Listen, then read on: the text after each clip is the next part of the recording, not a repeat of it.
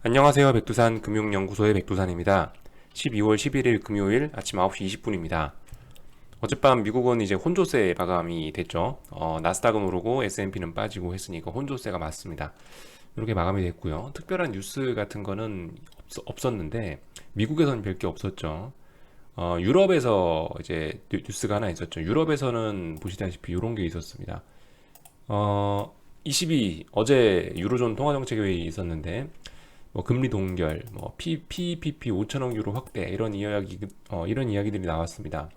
뭐 물론 주식 시장에도 영향을 미쳤겠지만 이것들이 이런 부양책들이 주식 시장에도 분명 영향을 미쳤을 건데 사실 이런 뉴스로 인해서 크게 받는 부분은 어떤 환율 쪽이죠. 달러 인덱스라든가 유로화라든가 뭐 이런 부분이 영향을 많이 받을 건데 아무튼 어젯밤에는 좀 반응이 좀 신기했습니다.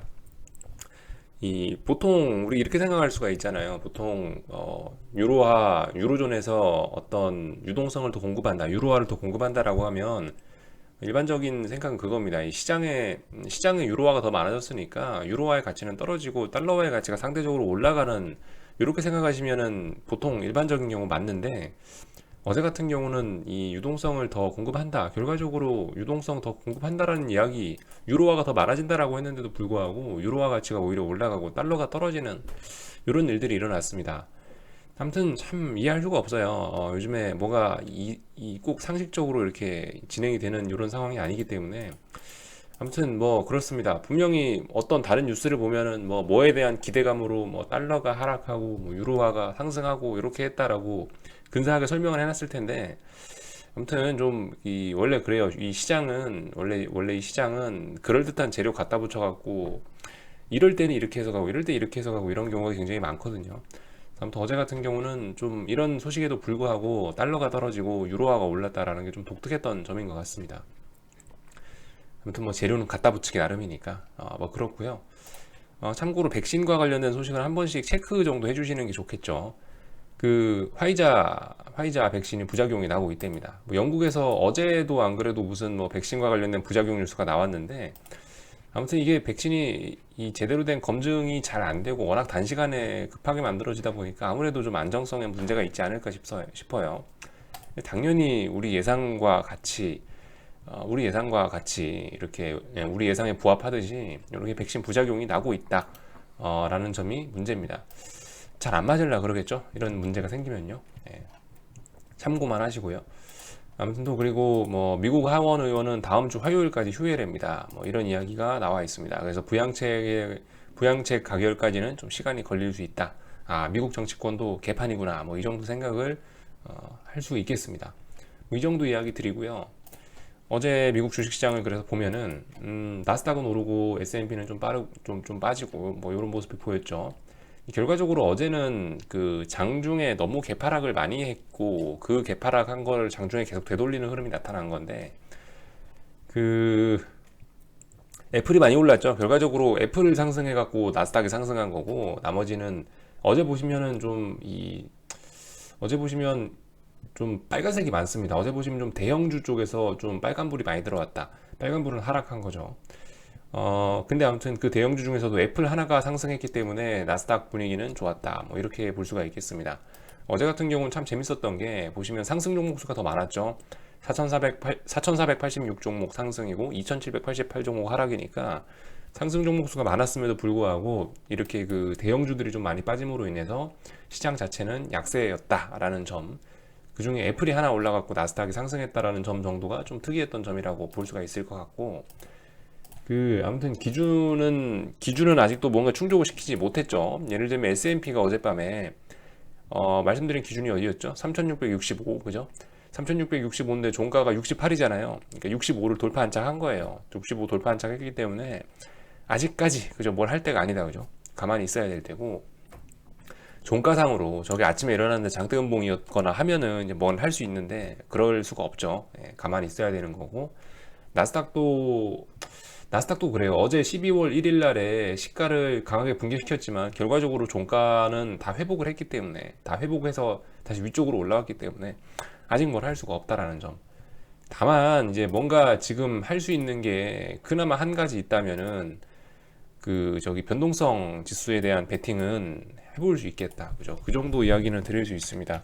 지금 아무것도 안 하는 게 가장 좋지만 변동성은 미국 시장 변동성은 보시다시피 계속 조금씩 이렇게 올라오고 있기 때문에 이렇게 대응하시는 게 좋을 것 같다. 어젯밤 말씀드렸지만 한 20에서 38 정도 20에서 한 40, 뭐 38에서 40 정도 해서 박스권 이렇게 놓고 보시고 지금 보시면 박스권 하단에서 또 보시다시피 거의 뭐 2주 가까이 이렇게 여기에서 나왔던 이런 모양하고 비슷하죠. 흡사한 모양들이 나오고 있기 때문에 이번에도 가능성이 있다. 일단 목표치 40 정도까지 잡고 접근해 볼 수 있다. 지지력도 확보되고 있다. 그렇기 때문에 접근해 볼 수 있다 라고 말씀드리고 있고 천천히 매집 가능하다라는 이야기 정도 드리고 있죠. 아무튼 이 결과적으로 저 빅스 지수 자체에 베팅을 할 수는 없는 거고 결과적으로 이제 우리는 UVXY라는 어떤 UVXY라든가 아니면 다른 뭐 여러 상품을 통해서 빅스 지수의 상승에 베팅을 해야 되는 건데 문제는 이게 정확하게 빅스 지수하고 똑같이 움직이지 않는다는 점입니다. 그렇기 때문에 이 잘 봐가면서 그래도 물론 변동성 지수는 이미 이렇게 우상향하고 있지만 이미 살짝 우상향하고 있지만은 그럼에도 불구하고 얘는 이런 ETF 같은 것들은 아직까지 이게 좀 추종오차 이런 것 때문에 정확하게 말하면 우상향이 아니고 얘는 죽지만 않고 있는 수준이기 때문에 얘는 죽지만 않고 있는 정도거든요. 그렇기 때문에 좀 헷갈릴 수가 있는데 아무튼 이 상품에 대한 대응은 이 상품의 가격으로 놓고 하는 게 가장 좋지 않을까. 기준을 예를 들어서 이것도 어떤 손절 기준이라든가 뭐 수익 실현의 기회든가 이런 게 있을 수 있는데 지금같이 이렇게 빅스는 올라가고 있지만 얘는 이렇게 죽지만 않고 있는 이런 상황에서는 아무튼 이 가격을 기준으로 해서 조금 타이트하게 손절을 잡아보는 것이 어떠냐. 예를 들면 말씀드렸죠. 뭐 11달러를 꼭 지지해야 된다라고 말씀드렸는데 11달러를 계속 지키고 있으니까 일단은 지금 손절할 때가 아니지만 뭐 빅스가 좀 어떻게 되더라도 11달러를 붕괴시키면은 의미 없는 걸로 보시고 일단 버리는 게 어떻겠냐라는 말씀을 일단 드려봅니다. 이거는 어쨌든 저의 생각일 뿐이지 판단은 여러분들이 하시는 거죠. 예를 들어서 변동성 지수 나는 예를 들어 이게 뭐 11달러를 좀 붕괴시키고 아래쪽으로 좀 꺼진다 하더라도 변동성 지수가 이렇게 우상향하고 있으면 팔지 않겠어. 이런 기준도 가능합니다. 원하시는 대로 하시면 되겠고 아무튼 지금 그나마 어떤 하방 쪽 관련된 상품 쪽에서 해볼 수 있는 건 요거 하나 정도는 지금 슬슬 보시다시피 몇 주간 버티고 있기 때문에 얘는 가능성이 있어 보입니다. 얘 하나를 하는 거 말고는 지금은 특별히 할 만한 게 없죠. 가만히 있어야 됩니다.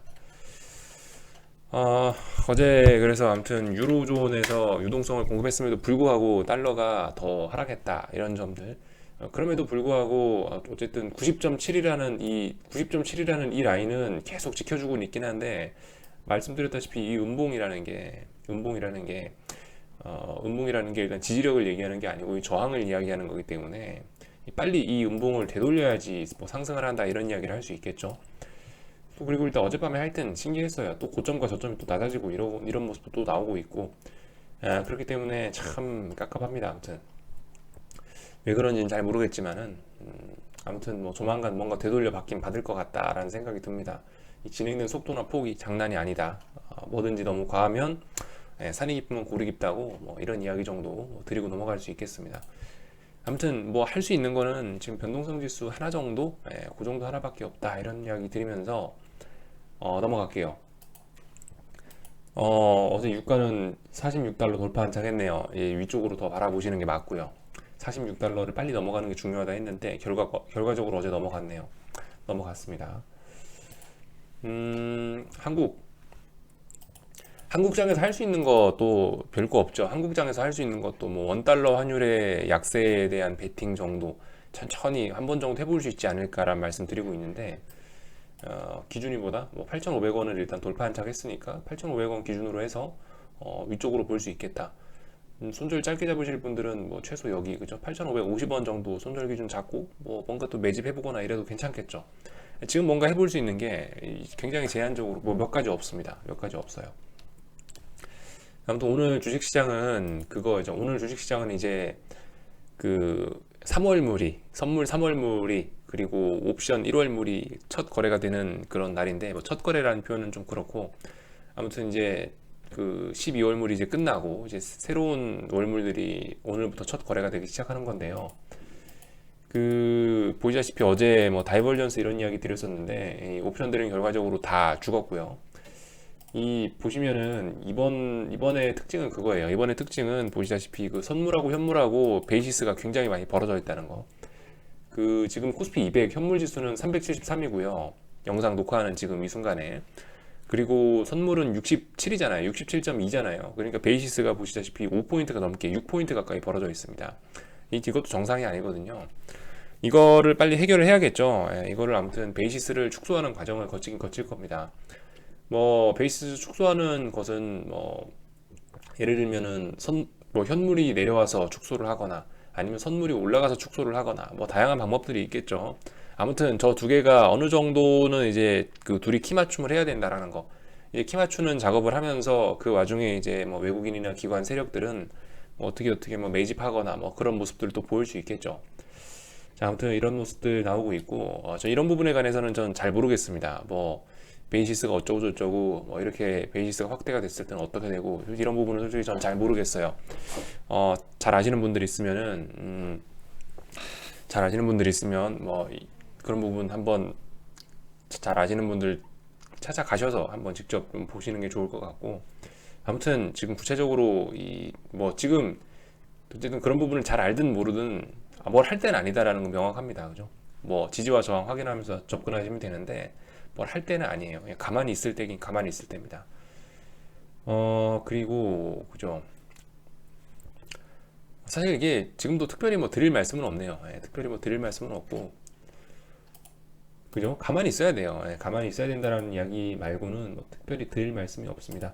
그 참 미국장 그 변동성 미국 변동성에 베팅할 수 있다 이런 이야기 드리고 있잖아요. 이거 보시면은 이것도 약간 좀 가능성은 있거든요. 그 UVXY라는 상품을 제가 이제 놓고 설명을 드리는데 그거를 11달러를 기준으로 놓고 설명 드리는데 한국장에도 있긴 있습니다. 한국에 상장된 거는 이제 주로 이게 가장 잘하는 것 같은데 500 500045죠 종목 코드가 500045 신한 S&P 빅스 이건데 아무튼 이 상품 같은 경우도 이걸로 봐도 어느 정도 좀 저점에 대한 지지력들이 좀 나오고 있어요. 미약하긴 하지만 나오고 있다. 이걸로 베팅하셔도 괜찮습니다. 물론 이거는 아마 환율에 대한 해칭이 안 돼가지고 뭐 환율 환차손 이런 건 좀 입을 수 있고 뭐 그럴 수도 있긴 한데 어쨌든간 그 얘도 보시면 저점을 슬슬 지키고 있어요. 모양은 똑같아요. UVXY나 이거 상품이나 모양은 그렇게 큰 차이가 안 납니다.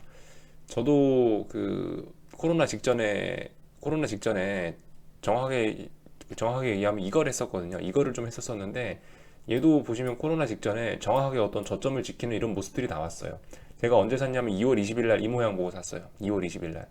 이거 보이시죠? 이렇게 쭈루시 이때도 똑같았다고요. 이때도 이런 식으로 저점 지키는 모습 나오고 나서 코로나 나면서 변동성 폭등했는데 지금 모습이나 그때 모습이나 그렇게 큰 차이는 나지 않습니다. 물론 뭐 아직까지는 좀 더 확인을 하긴 해야 될지 모르겠는데 가능하다라는 거. 예, 어쨌든 이 친구도 가능하다. 한국 시장에 있는 이런 상품도 있다라는 점 정도 말씀드리고요. 여기 정도까지 하고 마칠게요. 궁금한 거는 리플 남겨주시고요. 저녁에 뵙도록 하겠습니다.